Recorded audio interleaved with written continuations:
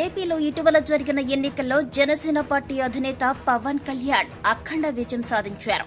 దీంతో పాటుగా అతని పార్టీ తరపున రాష్ట్రంలో పోటీ చేసిన అభ్యర్థులందరూ కూడా గెలుపొందిన విషయం ప్రతి ఒక్కరికి తెలిసిందే.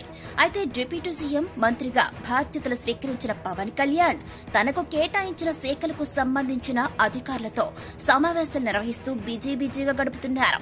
ప్రజలకు ఇబ్బందులు కలిగించే ఏ పని చేయవద్దని అధికారులను కూడా ఆదేశించారు. అధికారులకు ఉద్యోగులకు పలు ఆదేశాలను జారీ చేశారు. అయితే ప్రెజెంట్ ఆయన ప్రజల్లోకి వచ్చి వారి సమస్యలను తెలుసుకున్నారు. వారికి నేనున్నాను అంటూ భరోసా కల్పిస్తున్నారు.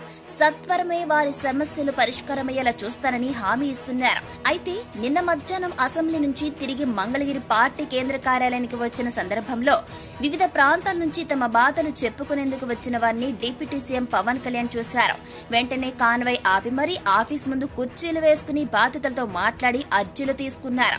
కొన్ని అర్జీలకు సంబంధించి అప్పటికప్పుడు అధికారులతో ఫోన్లో మాట్లాడారాయన.